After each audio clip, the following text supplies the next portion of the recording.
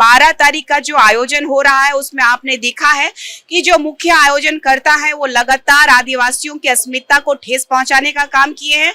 आदिवासी माँ बहन बेटियों को गाली देने का काम किए हैं, चीर देने की बात किए हैं। तो जो आदिवासियों के लिए खतरा होंगे और सिर्फ जो रोटी सेकने का, अपनी राजनीति रोटी सेकने का काम करेंगे, तो उनको भी आदिवासी समाज जो है चिन्हित करने का काम करेगा और समाज से बहिष्कृत करने का काम जिस तरीके से नेताओं को किया है आज बहिष्कृत, वैसे ही इन समाज के ऐसे लोगों को जो राजनीति की रोटी सेकने वालों को जवाब देने का काम समाज करेगा।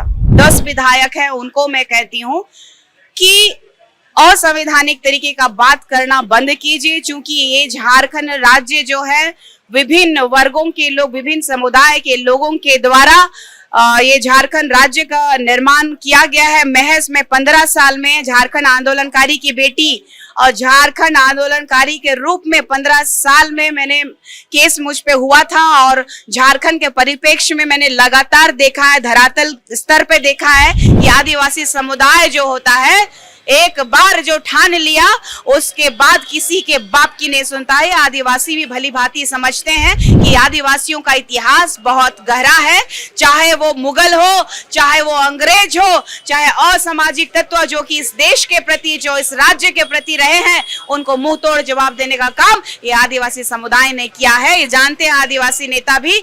आदिवासी कुर्मी आंदोलन की आग और तेज होती जा रही है। आपको बता दें 17 अक्टूबर को जो है प्रभात तारा मैदान में आदिवासी उलगुलान रैली होगा और दूसरी तरफ जो है 12 अक्टूबर को मोराबादी मैदान में भी आदिवासी का उलगुलान होगा। हमारे साथ आदिवासी के फायर ब्रांड निशा भगत जी हैं। लगातार जो जिस तरह से कुर्मी आदिवासी आंदोलन को जिस तरह से आप देख रहे हैं कि हर जगह आदिवासी समाज को लेकर नेतृत्व करती हुई नजर आ रही है और जिस तेवर और जिस अंदाज में लगातार आदिवासी की अस्तित्व को बचाने की जो लड़ाई है, मैडम पहले तो आपको बहुत बहुत बधाई। लगातार आप जो है इस आंदोलन को लेकर उग्र नजर आ रहे हैं। Thank you. और आपके चैनल के माध्यम से ही ये उलगुलान शुरू हुई है, तो आपके चैनल के माध्यम से जितने भी दर्शक हैं उनको मैं जोहार करती हूँ, जय धर्मेश बोलती हूँ। क्या लगता है कि आदिवासी कुर्मी आंदोलन जिस तरह कुर्मी समान कर रहे हैं, हम आरक्षण की मांग कर रहे हैं, जो हमारा आरक्षण है उसकी मांग कर रहे हैं।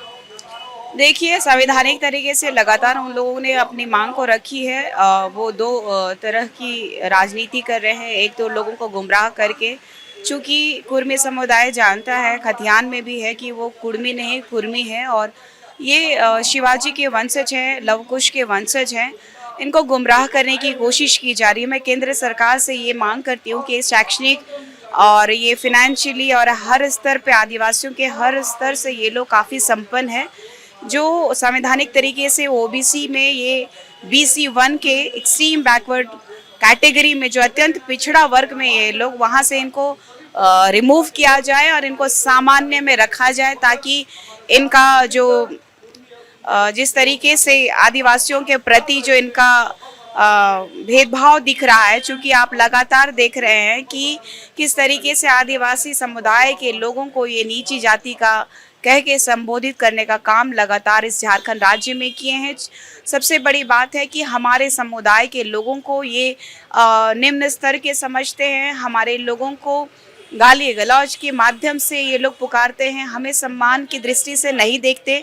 तो ये अगर हमारे समुदाय में आएंगे तो हमारा समुदाय खतरे में रहेगा। इसीलिए मैं केंद्र की सरकार एवं राष्ट्र की महामहिम राष्ट्रपति महोदया जिसे मैं आग्रह करूंगी कि आदिवासी समुदाय की अस्मिता को बचाने के लिए, यहाँ के जल जंगल जमीन को बचाए रखने की आदिवासियों की जो लड़ाई है, उसमें ये कुर्मी समुदाय के लोग जो लगातार हमें नीची जाति का कह करके संबोधित कर हमें अलग और समुदाय से अलग रखने का काम किया है, तो इन्हें सामान्य वर्ग में रखा जाए, क्योंकि ये अति पिछड़ा भी नहीं है। ये सिर्फ और सिर्फ राजनीतिक षड्यंत्र का हमें शिकार बनाने की कोशिश कर रहे हैं। ये कुर्मी समुदाय के कुछ ऐसे राजनीतिज्ञकार जो कि अभी इन्होंने ने फरमान किया है कि हम जन आक्रोश करेंगे, तो इनका मनसा दिख रहा है कि इन प्रकार की केंद्र की सरकार पे दबाव डाल करके अपनी बात को मनवाने की कोशिश कर रहे हैं। संवैधानिक तरीके से इनको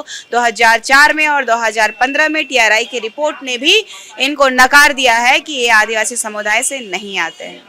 कहा कहा जाता है कि देखिए जिस तरह से वो लोग आरक्षण की मांग कर रहे हैं, लेकिन उससे ज्यादा उग्र तो आप लोग आंदोलन कर रहे हैं। देखिए, चूंकि इस देश का सुप्रीम कोर्ट ने भी 2010 में कहा था कि इस देश के मूल मालिक जो है आदिवासी हैं, मूल नागरिक जो आदिवासी हैं, और सबसे ज़्यादा गुप्तभोगी कहा जाए, जो कि बुनियादी सुविधाओं से भी अगर वंचित है, तो आदिवासी समुदाय है। और एससी समुदाय के लोग हैं, ओबीसी में भी कई लोग हैं जो कि अति पिछड़ा है, लेकिन ओबीसी में भी आरक्षण है, ओबीसी वालों को आरक्षण बढ़ाना चाहिए। तो वैसे ही कुर्मी समुदाय के लोगों को अपना आरक्षण बढ़ाने की मांग करनी चाहिए, लेकिन आदिवासी बना नहीं जाता है। लगातार मैं आप ही के चैनल के माध्यम से बोली थी, और आज पूरा झारखंड जो उलगुलान कर रहा है कि लगातार आदिवासी अस्मिता को ये राज्य की और केंद्र की सरकार के द्वारा गुमराह करने का काम किया गया है। आदिवासी अस्मिता को मिटाने की कोशिश की गई है। इस राज्य में अगर पेशा कानून अधिनियम 1996 लागू होता तो हर गांव में जल जंगल जमीन सुरक्षित होती, यहाँ की खनिज संपदा सुरक्षित होते।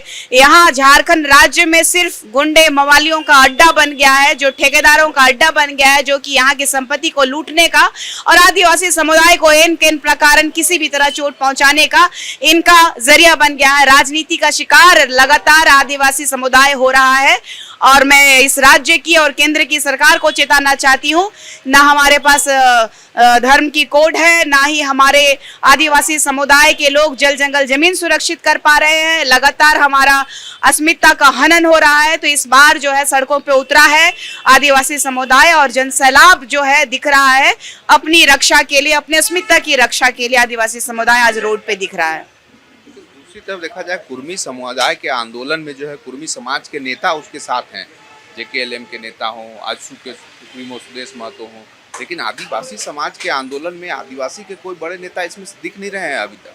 चूंकि जनता के द्वारा जनता के लिए चुनी गई ये आदिवासियों की सीट जो है, इस झारखंड राज्य में 81 सीट टोटल है, और आदिवासियों की आरक्षित सीट 28 है, और इस 28 सीट में 10 धर्मांतरित है।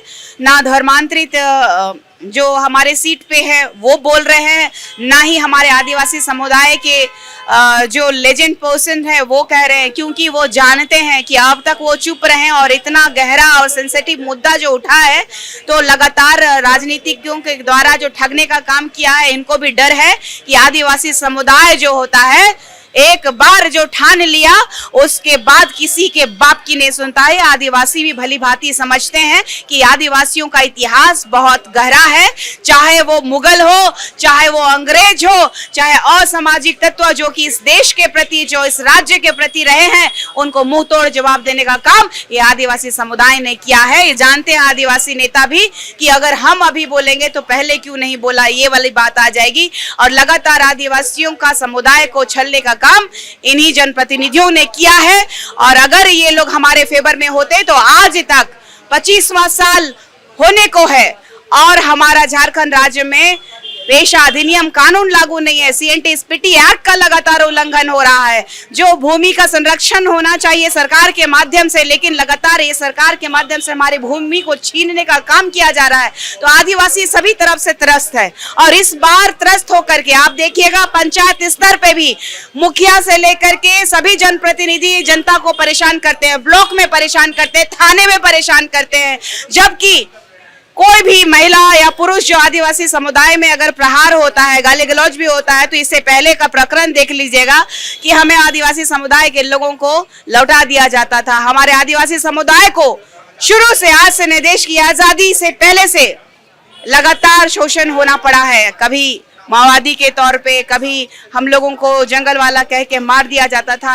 अब देख लीजिए इसका प्रमाण इस झारखंड राज्य में संथाल परगना में आदिवासी बेटा जो इस लोकतंत्र में 4 बार चुनाव लड़ चुका, सूर्य नारायण हांसदा का जो फेक इनकाउंटर किया गया, ऐसे ही कई आदिवासियों को मौत के घाट सुला दिया गया ताकि अपने क्षेत्र का विकास की बात ना कर सके। तो इस बार जो आपके चैनल के माध्यम से जो उलगुलान मैंने किया, और वो उलगुलान आज रास्ते पे दिख रहा है, और आने वाला समय पे जो भी आदिवासी अस्मिता पर प्रहार करेगा, जो इस झारखंड राज्य में अपनी मनमानी चलाने की कोशिश करेगा, उसको जोरदार जवाब आदिवासी समुदाय देगा।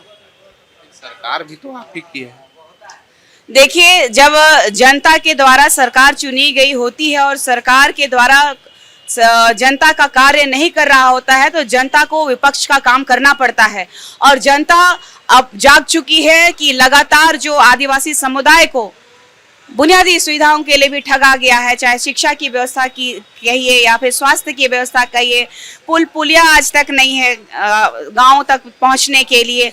जब कोई बीमार होते हैं तो एम्बुलेंस नहीं है और लोग जो है खटिया पे लेके आते हैं। तो ये दुर्भाग्य का विषय है कि हमारा आदिवासी समुदाय लगातार राजनीति का शिकार होते रहा है। वास्तविक जो स्थिति है धरातल पे जा करके देखिए तो पता चलेगा कि आदिवासी समुदाय है जो एक तरफ धर्मांतरण से परेशान है, एक तरफ आदिवासी जमीन जो लुटते जा रही है उससे परेशान है, दूसरा कि अभी कुर्मी समुदाय के द्वारा आदिवासी बनने की जो होड़ लगी हुई है, इससे सब काफी ज्यादा लोगों ने हमें आहत पहुंचाया है। आदिवासी पैदा हुआ जाता है, बना नहीं जाता है। मैं बार बार कह रही हूँ और कुर्मियों को चेताने का काम कर रही हूँ जो असंवैधानिक तरीके से लगातार अपनी मांग को सोशल मीडिया में जो प्रदर्शित कर रहे हैं, वो अपने चाल चलन और अपने समाज के जो पैदाइश है उसको उजागर करके लोगों को ये बताने का काम कर रहे हैं कि वाकई जो कुर्मी समुदाय है किसी भी हद तक जा सकता है। क्या लगता है निशा जी, इस आंदोलन में अगर देखा जाए तो दो फाड़ में नजर आ रहे हैं आदिवासी समुदाय। एक तरफ 12 अक्टूबर को मोराबादी में रैली बुला रहे हैं, 17 अक्टूबर को प्रभात तारा मैदान में रैली बुला रहे हैं, ऐसा क्यों? देखिए, इसी असमंजस में समाज भी था कि समाज को 2 गुटों में 3 गुटों में जो लोग बांटने की कोशिश कर रहे हैं। तो इसी परिप्रेक्ष्य में आज बाबा कार्तिक उरांव जी के आदर्श पर चलने वाला उन्हीं के द्वारा जो केंद्रीय सरना समिति का जो निर्माण किया गया, आज उसी में आज विभिन्न जिलों से लोग उपस्थित थे और यहाँ निर्णय लिया गया कि समाज के परिप्रेक्ष्य में क्या उचित होगा।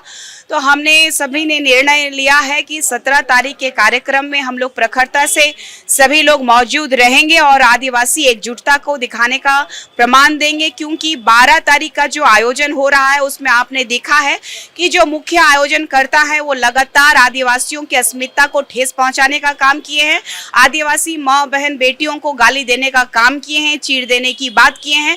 तो जो आदिवासियों के लिए खतरा होंगे और सिर्फ जो रोटी सेकने का अपनी राजनीति रोटी सेकने का काम करेंगे तो उनको भी आदिवासी समाज जो है चिन्हित करने का काम करेगा और समाज से बहिष्कृत करने का काम जिस तरीके से नेताओं को किया है आज बहिष्कृत, वैसे ही इन समाज के ऐसे लोगों को जो राजनीति की रोटी सेकने वालों को जवाब देने का काम समाज करेगा।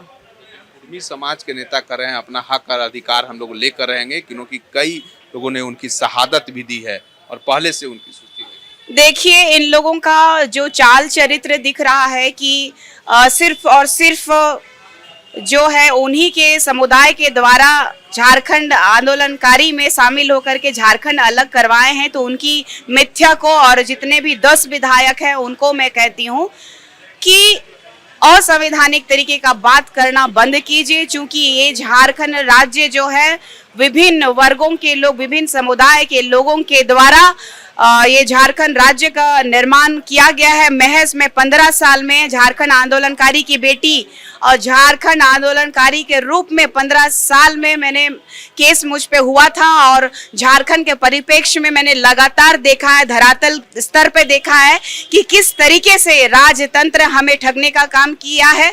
और जो लोग आज समाज को गुमराह करने का काम कर रहे हैं इससे समाज दिग्भ्रमित नहीं होगा। और कुर्मी समुदाय का जो लगातार ये आ रहा है फरमान कि हम लोग आने वाला समय में उग्र आंदोलन करेंगे, तो हम भी उनको उग्र आंदोलन के माध्यम से ये बताने का काम करेंगे कि आदिवासी पैदा होते हैं, बने नहीं जाते। हमारे साथ आदिवासी नेत्री ममगत, उन्होंने साफ तौर पे कहा कि किस तरह से आदिवासी उन्मूलन रैली जो है वो पूरी तरीके से सफल होगा और आदिवासियत के अस्तित्व की लड़ाई है। सहयोगी दीपक नायक के साथ अभिषेक भगत, बवाल न्यूज, रांची। खबर का मतलब बवाल न्यूज। हमारे चैनल को सब्सक्राइब जरूर करें।